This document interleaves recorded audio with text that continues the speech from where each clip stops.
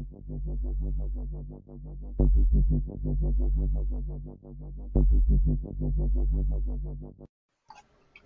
right, welcome back, everybody. Thanks for sticking around. We have 3 more top 5s to go through, and then we'll open it up to open discussion and viewer Q&A. And don't forget, at the end, stick around to the end because we're going to be giving away some HotA points. And if we get enough chatter, we might give away some HotA tokens. So we have HotA tokens that all of our players have. It's got the HotA symbol and the symbol of the divinity on it. So I don't know, it depends on how active the chat is. We may do a token giveaway as well. So Kyle, what's your top pet peeve? To change? All right. So, I had a pet peeve written down, and from the way the conversations were going, I thought it'd be best to throw it in with the conversation. So I switched my pet peeve to something else. It actually kind of does tie into a little bit of a topic, but a little bit different, and we didn't bring it up, so I figured I'd bring it up now. I have a pet peeve where there's characters who, like, do everything. Like, fucking everything, right? And they're just amazing at all of it. And the reason I say that, like, in the brass taxes of D&D, like, it's supposed to be a fun group game that we're playing together. And one of the things that make things really fun is that when people have that thing that makes them special.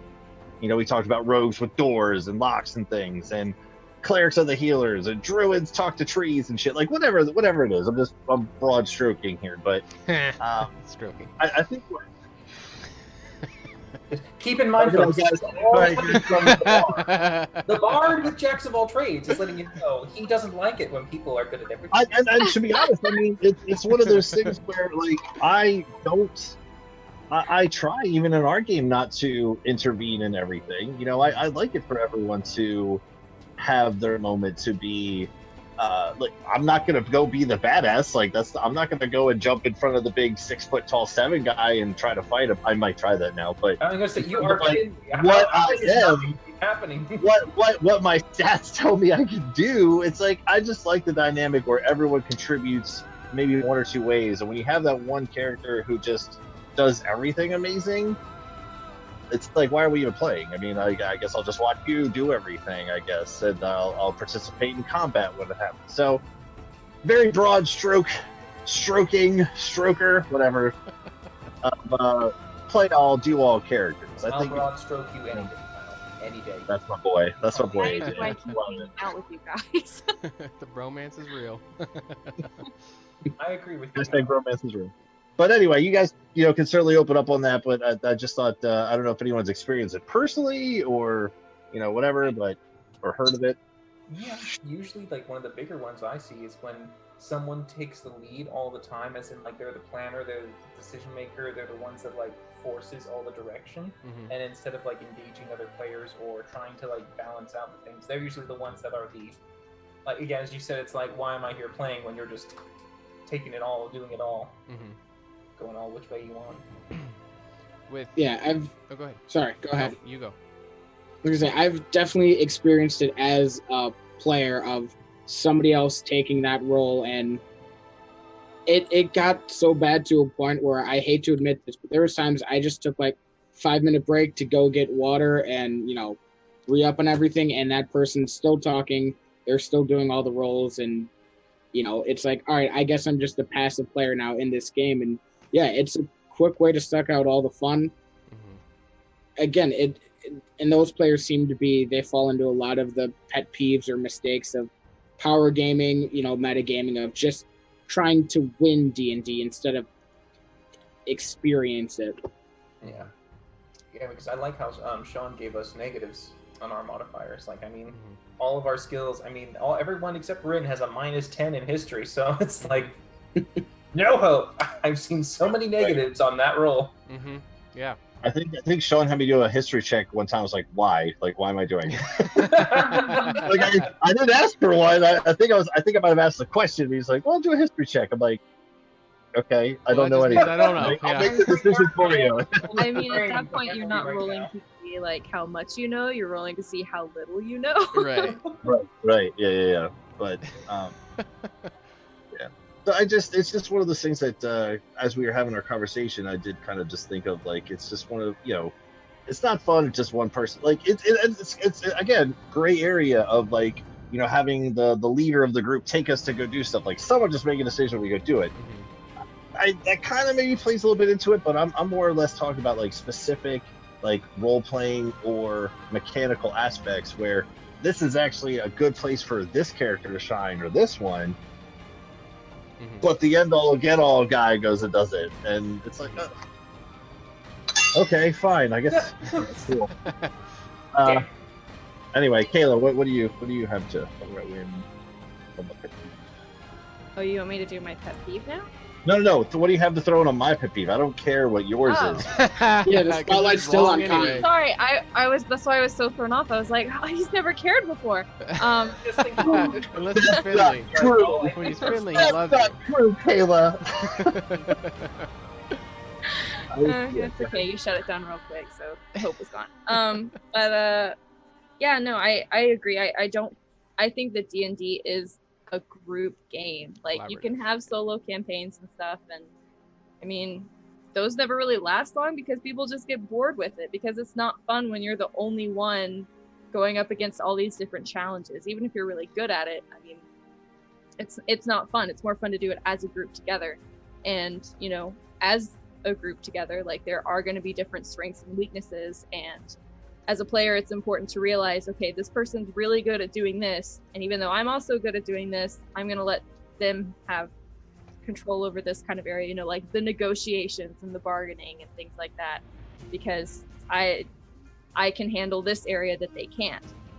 And so that kind of player balance needs to be a little bit meta, because at that point, as a player, you do need to kind of pull back your character a little bit from, I guess, invading other areas that other characters really shine in, because every person playing D&D wants a moment to shine.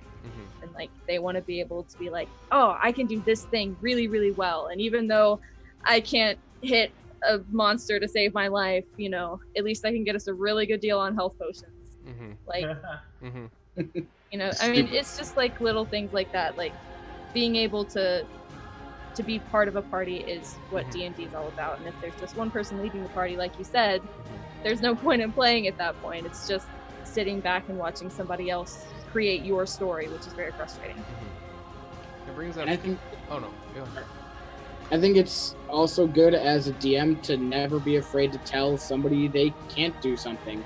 If you have somebody who is trying to take over that hard, give them hard boundaries, Say you're... whatever your background is, you're a noble, but you're like, I'm gonna pick this lock. I have really good dex and I have sleight of hand. As DM, ask them, has your character ever in their life even seen a pair of lock picks? No, you can't pick a lock. You've never seen it before. Let somebody else do something. Sure, that's a little ham-fisted of an example, but just off the top of the head, it's a way to sort of stop, hopefully stop that sort of behavior and let them know, like, all right, other people can do things. I guess I'll be fine. Right. And... Go ahead. Like kind of along those lines, like whenever I do something for my players, like my players' characters are all good at, different things, and so the DC for a certain character to complete a challenge is going to be higher or lower based on their background. So like we have a rogue. I mean, obviously they're going to be able to pick locks way easier than the druid. I mean, the druid can still try, and it might still happen, but the DC is going to be a lot higher. And I mean, sometimes there are going to be really hard locks to pick, so there's just no chance that anyone but the rogue is going to be able to do it. Shadow just said, it could have been an urchin background. What's that? Oh, I said unless they were an urchin background. Oh, well, right. Street urchins have sleight of hand, and they can do lots. Shut up, Andrew. Yeah, Shadow in the chat said just because you have a high charisma doesn't mean you know how to lie. Exactly. That's a pretty good point. I mean, you could be the worst poker player because every lie is like, yeah. Right. Yeah, some kind of tell. So with sharing the spotlight, how much should I have you guys talk about this and me talk about it?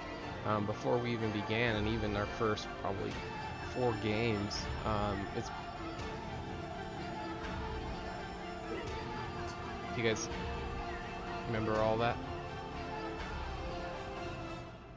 Are we on to your pet peeve or No, No. we were just talking about the stuff and it kind of Yeah, like sharing the spotlight. sharing the spotlight. Yeah, Oh, yeah. yeah. With all of our conversation, like I don't even know how many we had. We've gone over that extensively, Mhm. in my opinion, in terms of recognizing both sides of the tracks, in terms of realizing when it's yours and take it and run with it, and acknowledge it and really get in, and also recognize when it's someone else's, and not only recognize but don't overstep and let them own it as well. Like really having that good balance of awareness in the game itself. Mhm. You know, we talked about that numerous times, Mhm. which was a good thing, a good session 0 thing to talk about. Even for just the format of this show, I know our discussion, you emphasize being able to share the spotlight with people. Mhm. You know, whether it's this or D&D, it's important to know there are 3 to 4 to 5 other players there. It's not your game. Mhm. You're a part of it. Mhm. And not only, so there's 2 folds to it. Recognizing when you're in the spotlight. Some people are, kind of hesitant to go with it. Like if you're in the spotlight, take your moment, and everyone should let them do it. But at the same time too, if you recognize someone's in the spotlight, just take a step back and just enjoy it. Like I really enjoy watching Kyle physically when other people step in the spotlight, because he will literally just sit back and he'll like just, this isn't my time, and he'll just like totally get enthralled in the moment and just give that respect to the other player to let them have that, and that just makes people want to let you have your spotlight when it comes around. It's a definitely give and take. Right. I mean, we're all here not only for the gameplay, but I love watching my guys do stuff, and like, especially if I'm not involved with it. I mean, I get to be a viewer just like everyone else, and like when I Chris know just last ran night- and jumped over the lava onto the pillar. We're like, all right, you have your moment, dude. Oh boy. How you This is getting where we're back? at. But good Okay. luck. and I had even made mention about that before in one of our decompressions, about like, even if I'm not like actively like watching, if I am writing something down, I'm still very actively listening. Like even last night, it might not have looked like I was paying attention because I was writing the whole time, but there was a reason for it. And I had a sweet picture to, like, it's like I really do try to let my homeboys do their thing, and I like to be a viewer just as much as anything. So I like to step back and see what's happening. Yeah, I've tried to encourage one DM I play with to work on those moments. I know you want, as a DM, you want to feel like everybody's included all the time and they're all having fun, but you gotta have those character moments. Otherwise, you have to recognize people. Otherwise, nobody's getting recognized. One of the things he said was, "Why can't that can't be fun to sit around and watch, somebody else talk?" I was like, "No, that's awesome. If I could just sit back, 5-10 minutes at a time and watch this character have a very important moment for that character, that's awesome. That's why I'm playing this game. If I can learn something about our, dwarf cleric, he lost his son. That's what put him on this adventure. That's a huge piece of information to know, and it's exciting to learn that. For us all to just be treated as equals, it's nice we're all on the same playing field, but then we never learn anything about each other because nobody's getting their own moment to stand out." Yeah, we've kind of dubbed it campfire moments, and it's probably the favorite moments for all 4 of our players. They're always just waiting for that next campfire moment because they get to learn about each other, and we purposefully structured it to where they actually don't know that much about each other's backstories, and they went very, very extensively into where they've been and what they've done, a lot of details, and we purposefully are having them not know it, so that way when those campfire moments come up, they can choose how much they want to let them in about, and it's slowly making them build a relationship just like it is in real life. I mean, when you meet somebody for the first time and you do a couple of things, there's a lot of secrets and there's a lot of things that you've done and places you've been and people that they have no clue. So why would you do it just because it's a game? So we did like one-on-ones where the devs would meet with the players and they would work on that together. And all right, so nobody knows any of this. We're not going to tell them. You get to pick when you tell them. And how's that been for you two going through? It's hard to not just spill the beans all the time, I know, but... Mm-hmm. You're muted. It's muted. I am? Oh, no, there you are. Now you're not. No, it's just, it's hard to keep a secret. You're really quiet. I'm really quiet. Oh my god. Am I better now? You're okay. You just go ahead. Okay.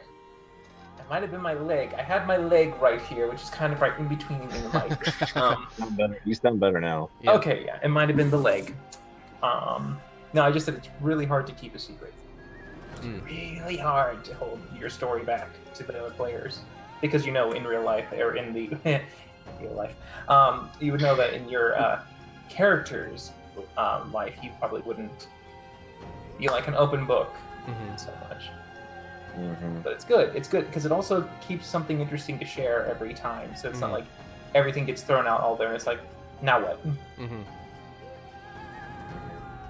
No, I mean, I look forward to those moments, as you mentioned. I mean, we have kind of caught ourselves in a pickle here, there, and everywhere for the last couple days of adventuring, where we haven't really had a moment to have a campfire moment. But we not to give anything away from the story, but we had a really long run of something happening, and we were all really looking forward to a breath of fresh air / relief of actually getting, and we did. Like, it was awesome to get to interact and actually it was definitely more maybe like 60-40 combat story, and then 40 was RP stuff, and it was nice to flip that for a little bit. So I look forward to those moments where we can delve into each other a little bit more. But Shaun, tell us, what is your pet peeve? My pet peeve. What's your pet peeve, Shaun? I have many, and I'm sure you guys have pet peeves about me running your game, but one of my biggest pet peeves is going to be with the stat attributes and people implying things when my own personal play style, if I'm playing a character, for example, like an intelligence score of 8, someone will, a lot of players will just play that character as a dumbass or as the town joke when they got an 8.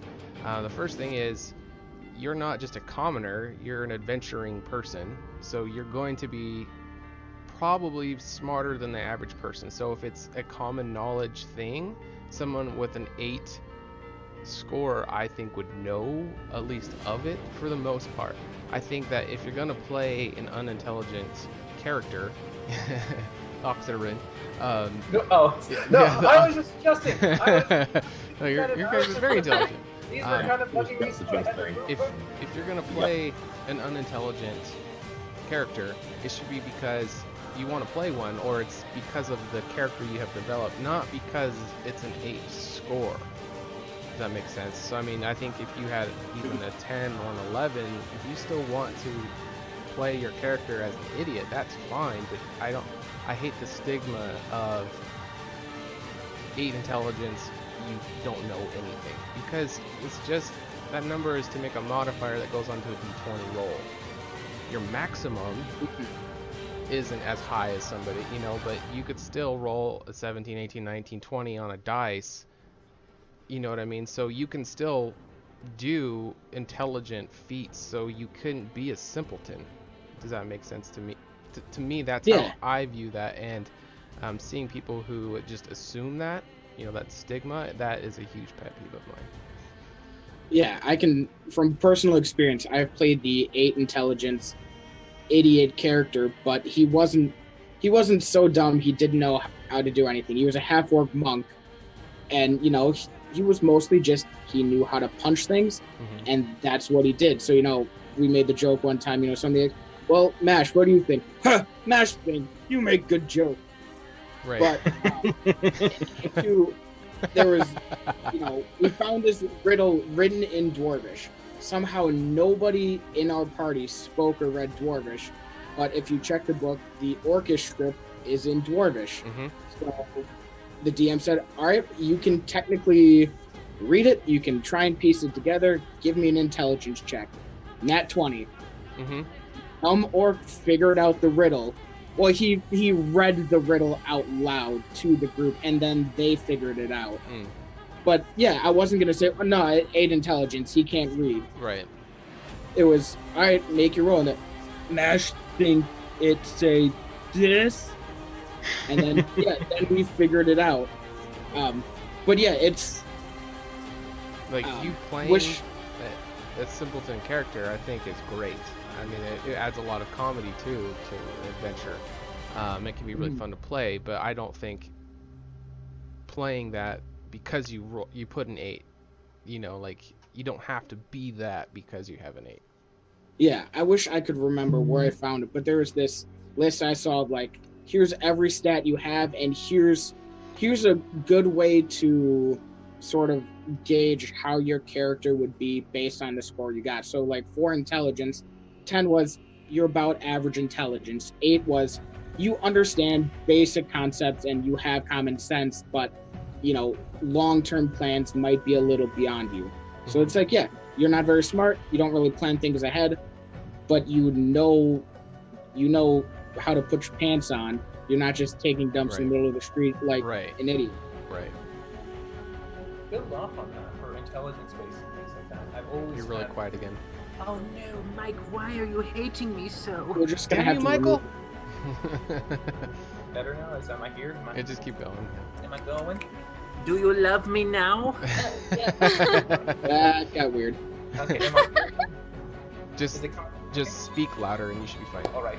Speaking with more projection to the snowball, I see that the characters with intelligence usually is a bit more about factoids and knowledge and the depth of how much you can keep on memory without having to refer back to like a Google or a dictionary or something like that. Okay. One of the custom home rules that I've had and I love to now employ after using it was anyone who had an intelligence below a 10, one of the things is that so many times a character would have this thing where it's like, I know Common, Draconic, and Sylvan, or blah, blah, blah. There'd be, like, people would know so many languages, but if your intelligence was below a 10, you could speak and understand it verbally, but you couldn't write it or you couldn't read it. Because your intelligence was below at that point. It's like you had enough wisdom, you had enough common sense to get a lingo and to talk to someone and kind of, you know, get enough of a, like, you understand me, I understand you, but I'm just not so grammatically accurate. And if I see a sentence structure, I'm like, is it past tense? Is it previous tense? It's the way that it laid out. There's that like little nuance of knowing precisely everything versus like, I can get by with what I need to know. I can ask the person where the hell the bathroom is and not, you know, have to piss myself. I'm good. Right. So, yeah, I like that too, because if you could speak multiple languages, thanks for the follow. You're obviously intelligent enough to learn and retain knowledge. You know, even if you couldn't write it, you know what I mean? Like, how dumb can you really be if you can speak multiple languages? Yeah. I mean, I only speak one. I took 2 years of Spanish in high school, and I don't remember any of it. You know, like, I can listen to people speaking Spanish and won't catch a couple words, maybe. You know what I mean? And ¿Dónde está el biblioteca? The most common repeated phrase. So, yeah. So what else do you guys think about that? It's definitely opinion on that, but no, it's a good thing to bring up. You know, it's one of those things where, you know, how much of a role play do you want it to be? Again, this goes back into the concept of the character, where if you saved your stats for last after you already had this character in mind, right? How would you play it out if you had this character in mind, but then you got an 8 intelligence? Like, you could still be that character, right? But like Shaun said, the numbers or the stats are just on the sheet of paper. So just you can still be you and how you want to play your character. But when it comes to, for whatever reason, let's say it was an 8 in charisma. Yeah, it could be any character stat. super charismatic. He's a ladies' man. He goes around. He gets into all the high classy places. He has a, but for whatever reason, every time you have him roll some charisma shit, it's just terrible. So Right. it puts the whole thing into it. Like That's great. Yeah. And that's not to say that. Remember how I said before about like that wishy-washy area where you get to like a certain point and then you roll your stats and then you kind of finish the character off? It could be the same thing where, okay, so maybe you had this idea for a character and then you're like, all right, I'm kind of in a flux here. Let's just see what my stats are. You get this. It's like, well, how would it be to play an 8 intelligence character? It can actually help you flush out the other half of your character too. So there's lots of ways to go about it. But yeah, I mean, in terms of like it totally detrimenting a character, I love how the idea that we're using is just openly shitting in the streets. Like that's not what your 8 intelligence character does. Right. Like I think we can all agree on that. Well, you have a 10 wisdom. I mean, come on, you've got common sense. Yeah, you're super charismatic, and it's like that's not my shit. Like we all know you do that. But regardless, I think there's 2 ways to play it. You could either make your guy or gal be totally confident in who you are, and you save the stats for last, and then you put them where you want them, right?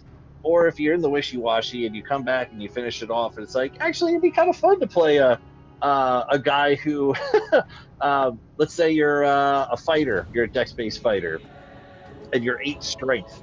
Well, I mean, how do you want to play that? You go to do a strength check, you're just not that good at it. Like, that's just who your character But is. an 8 is only a -1, so you can still do a 19. Oh, Yeah, right. So yeah. So if you just take it from the perspective of the numbers are on the sheet of paper to storily tell you things that are happening, it doesn't necessarily have to deviate how you